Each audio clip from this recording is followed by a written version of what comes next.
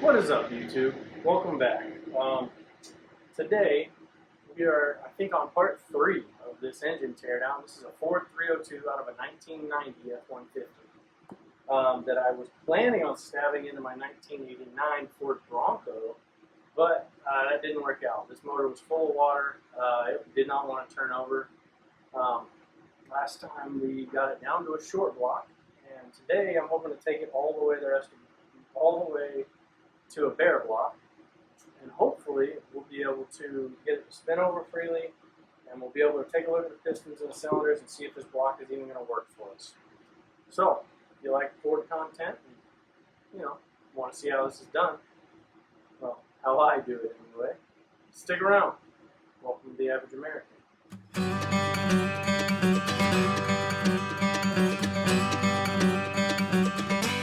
Alright, first thing I'm going to do here is I'm going to take off my timing chain and my timing chain gears. So it's going to be 9/16. You're going to want a breaker bar to break it loose. And then once you break it loose, it should come pretty easy. And once you get this bolt out,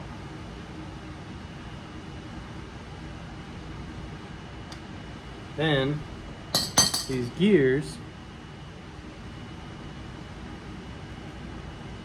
should come right off. Yeah, right. I'll get back with you. I needed some persuasion, so we'll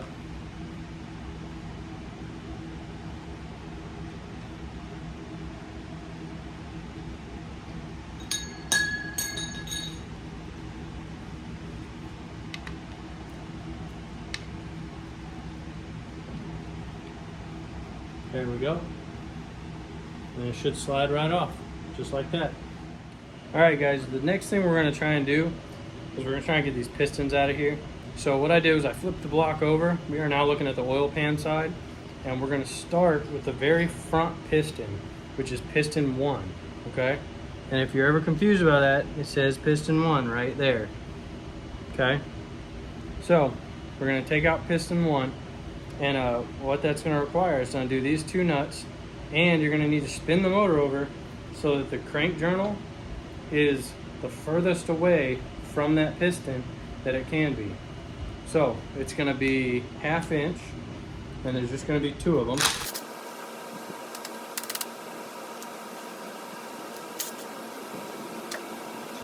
Then you can grab a mallet, and I suggest not using a heavy mallet, but hang on to your piston so it doesn't come flying out of the end on accident. And give it a little pop and it'll break loose. Once you break it loose, you should be able to pull this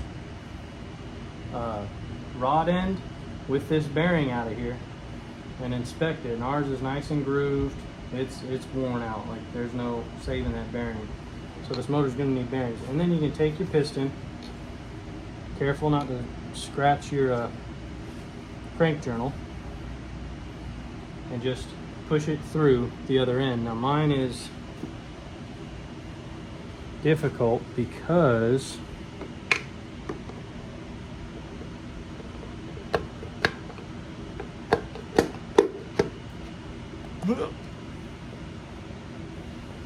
it was all worn out.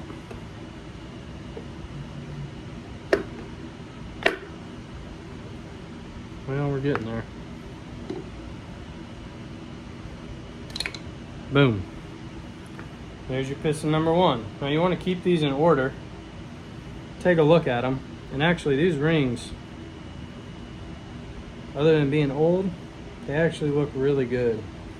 Looking for any obvious defects, any like cracks in the skirt, or what I can tell you is that is so sticky, and it should not be. It should flop over on that easy, but it does not. So definitely gonna have to replace some wrist pins in here.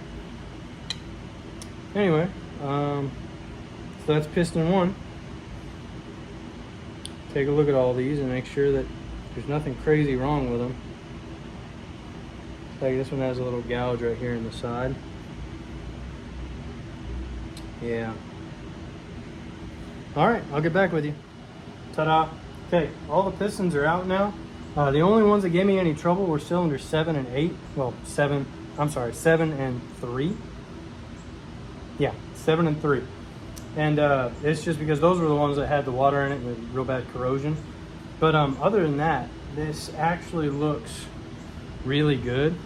And I'm actually pretty impressed with how easy this crank turns over by itself. I'm not sure if that's good or not, but I inspected all the pistons, and they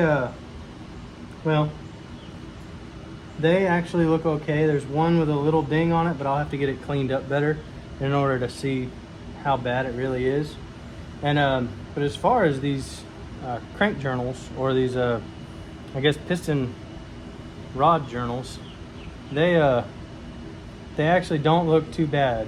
They look like I might be able to clean them up, and we might get away with some stock size bearings. But so when I said to turn it over so that the rod journal was as far away from the piston as possible, let's say I was doing this piston here, I would want this rod journal to be as far away from it as possible. So I'd want it to be up and that way I can take it off, push the piston out, and then catch the piston on the other side so that it doesn't end up falling to the ground, because you will break a piston that way. But yeah, this actually looks pretty good. All right guys, next step is going to be to take off your caps for your crankshaft. And this is going to be 10 bolts. All of them are going to be 3/4, and they're going to be tight, but make sure that you start from the middle. And what you're going to want to do first is just break them loose like that. Break them loose in a crisscross pattern. So we're going to start in the middle too. Then we're going to move over to these over here.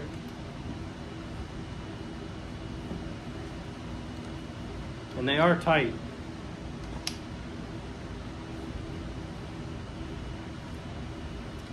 Then we're going to cut across back to over here.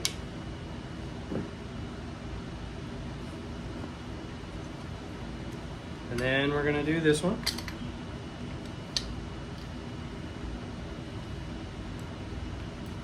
And then we're going to jump back to the other side of the motor. We're going to do these ones.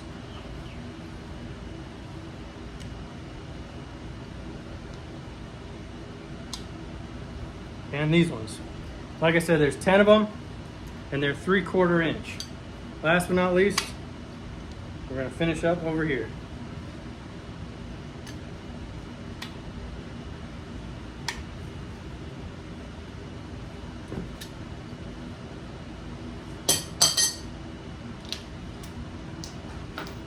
And then I'm going to switch out for an electric because it's faster. And once they're breaking loose, you should just be able to remove them.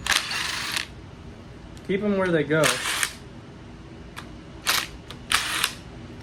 Just because I feel like it's better.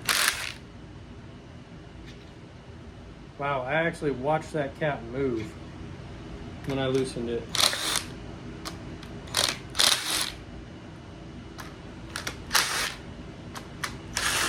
This crank might be bent, who knows? We'll find out. Getting these off can be a little tricky, so just pull your bolts up a little bit, grab them, and then hang on to them. Because when that comes off, it comes off with some force and you don't want it to go flying around. Yeah, look at all the copper on that bearing. So this bearing is shot. And I guarantee that the rest of them are shot as well. But we'll see. I'll get back with you. Okay, we've got the caps off, so now what we should be able to do is grab a hold of this thing and lift it straight up, and it should come right out of here. Just like that. Easy peasy. Okay guys, next thing I'm going to try and do is I'm going to try to get this camshaft out of here. I don't know if you can see it, but it's that thing that's spinning down there. And all I've done is I've gone and I put the nut back in the front of it, and I'm just spinning it with my breaker bar. But in order to get this camshaft out, I have to get all of the lifters to be out of the way. So what I have to do is take a screwdriver and I come down in here on each lifter and I just push it out of the way. And that's why I need to be able to spin the camshaft. There. And I have to do that for each and every one of them. Next thing you're going to want to do is come to the front of your engine. This is that bolt that I was using to spin it. And there's 2 bolts here. 7/16 is the size. These are the retainer for the camshaft. Pull those out. And you should be able to get this retainer off of here, just like that.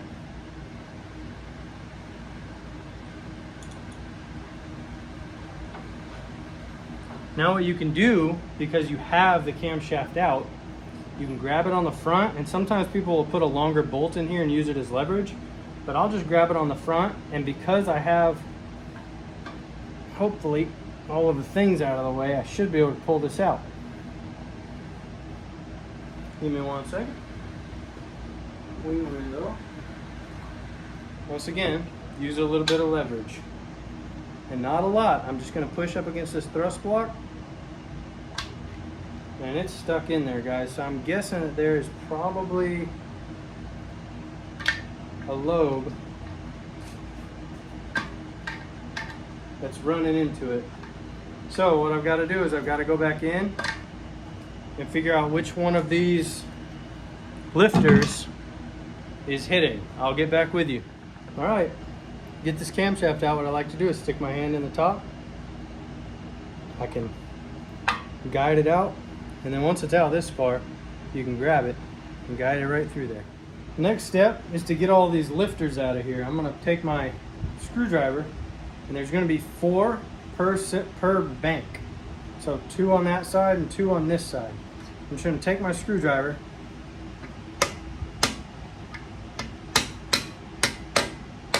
and they like to get stuck because they're old and they're greasy and they're gross. There we go. That's 2 of them. What you want to try to avoid is marring up the walls that these are sitting in. You can hit the top of the lifter, but don't hit the wall with your screwdriver.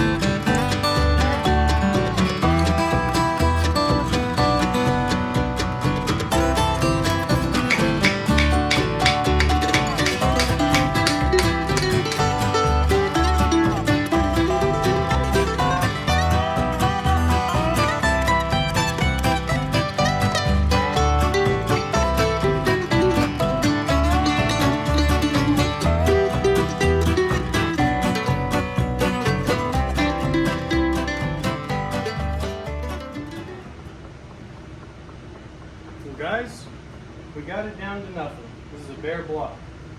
I hope you enjoyed it. I hope you learned something. I hope that it helps you on your project if you're trying to tear down a 302. And realistically, this will work for almost any engine, any pushrod V8. It'll be just about the same.